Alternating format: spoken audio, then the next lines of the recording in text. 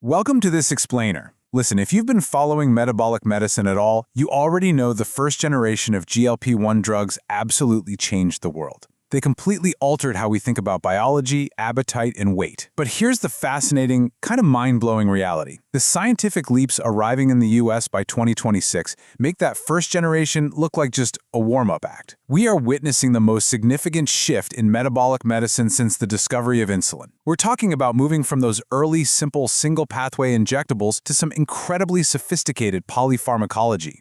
So it really begs the question, right? What exactly comes after a miracle drug? How does science beat the massive, unprecedented success of early GLP-1s? Well, the stakes literally couldn't be higher. The global obesity market is racing toward an incredible $150 billion by 2035, and the US is the absolute epicenter of this pharmaceutical arms race. The industry isn't just looking to replicate early successes here.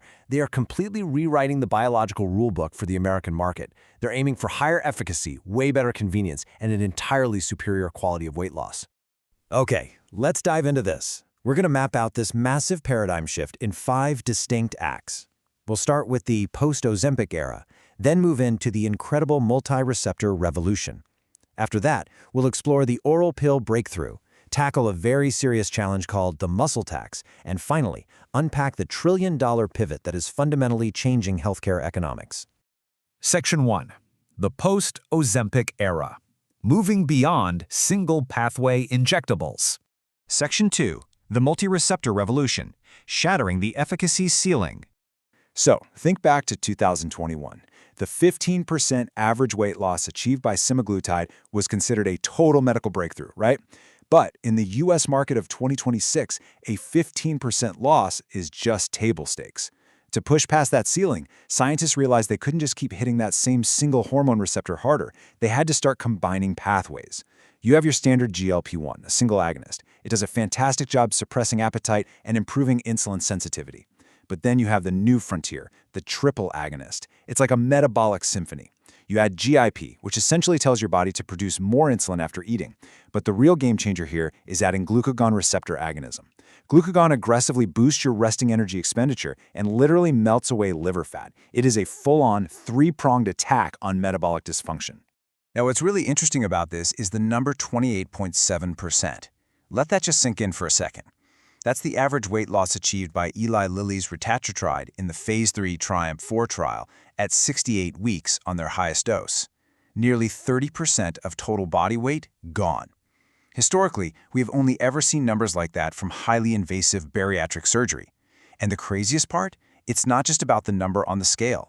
In that same trial, which focused on patients with knee osteoarthritis, this massive weight loss reduced the mechanical load on their joints so effectively that over 14% of the participants became completely pain-free. No way, right? But it's true. When you look at the fierce 2026 U.S. clinical pipeline, the competition is just staggering. You have Viking Therapeutics with VK2735. That's a dual agonist that posted a rapid 14.7% loss in just 13 weeks in the Venture trial. Fast, right? Then you've got Retatrutide, the triple agonist we just talked about, totally dominating long-term efficacy. Novo Nordisk is countering with CagriSema, which is a really unique amylin and GLP-1 combo. And of course, you have oral options like Lilly's orforglipron. This pharmaceutical arms race is entirely focused on whether dual or triple agonists will set the new ultimate gold standard. But here's where the story gets pretty wild. In today's market, even a 23% weight loss can be viewed as a relative clinical failure. Actually, scratch that. It sounds completely absurd. But it's exactly what happened to Novo Nordisk's CagriSema. In the REDEFINE 4 trial, patients on CagriSema lost a staggering 23% of their body weight at 84 weeks. Yet, it technically failed its primary non-inferiority endpoint against tirzepatide, which hit 25.5%. When a drug helps you lose almost a quarter of your body mass and it's still not considered the absolute best in class, yeah, you know the benchmarks are escalating at breakneck speed. Section 3. The oral pill breakthrough. The end of the needle. Because, let's be honest, nobody actually likes injections. And that brings us to a major friction point. Yes, these new injectable agonists are incredibly powerful. But what if you simply refuse to take a shot? Needle phobia is a massive barrier to mass adoption across the US. The solution? The small molecule GLP-1. Unlike earlier peptide-based drugs, which are super fragile and get destroyed by your stomach acid, which meant intense fasting rules if you tried to take them orally, these new small molecules resist degradation. Drugs like Eli Lilly's orforglipron, newly FDA approved in April 2026, completely dismantle all the old logistical nightmares. No refrigeration, no strict fasting, you literally just swallow a pill, with or without food, whenever it fits your life. So, the crucial thing to understand here is the trade-off.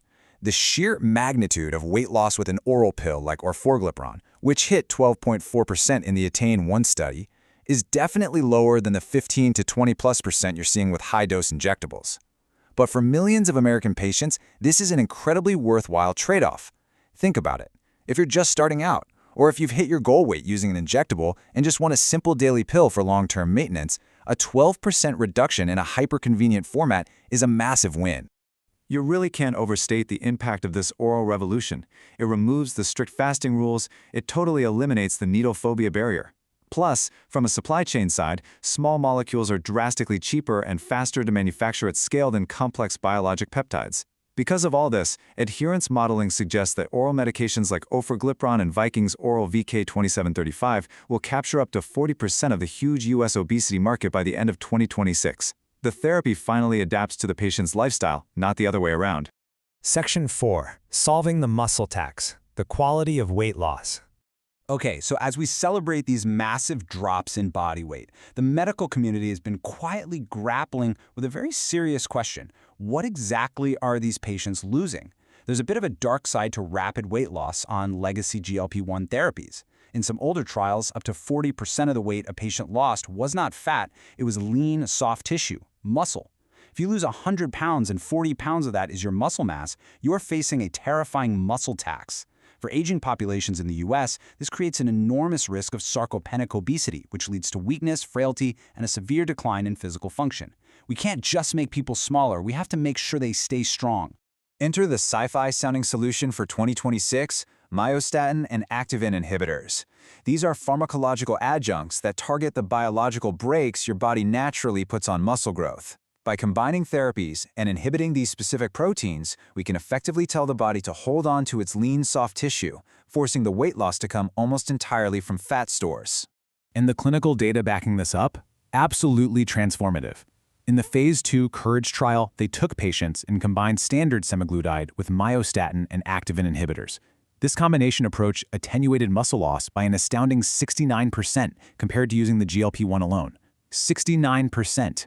We saw similarly massive results in the EMBRACE trial, where adding a myostatin inhibitor to tirzepatide reduced muscle loss by 55%. The future gold standard outcome isn't just weight loss anymore, it's strictly lean-sparing weight loss. Section 5. The trillion-dollar pivot. Normalizing metabolic medicine. So now that we understand the biology, let's zoom out a bit. We have to look at the sheer economic and societal aftermath of these scientific breakthroughs as we move through 2026. Analysts are calling this the trillion-dollar pivot. Pharma giants are shifting away from this high-margin, restrictive pricing model toward a high-volume strategy. Thanks to expanded Medicare access and the massive manufacturing scale of those new oral pills, maintenance pricing in the U.S. is projected to drop toward the $150 to $250 tier. Companies are rapidly expanding direct-to-consumer channels. The ultimate goal? Normalization. Obesity is no longer being treated as a cosmetic or discretionary issue. It is being treated routinely as a chronic metabolic condition, exactly how a doctor would prescribe a statin for high cholesterol. I really want to leave you with this powerful realization. The era of treating obesity as a behavioral failing has effectively ended. For decades, society placed the burden of metabolic dysfunction squarely on willpower. But today, medical science has provided tools that actually match the incredible scale of the global obesity crisis. The democratization of these medicines for tens of millions of Americans is happening right now. So my final provocative thought for you to ponder is this. With these sophisticated, muscle-sparing, highly effective metabolic drugs becoming as common as a daily vitamin, how will this fundamental biological shift reshape the future of human longevity itself? Thanks so much for exploring this with me. Keep your eye on the science, guys. It's moving incredibly fast. If you want to analyze medical questions yourself in seconds, using evidence-based medicine principles, the link to the service is below the video.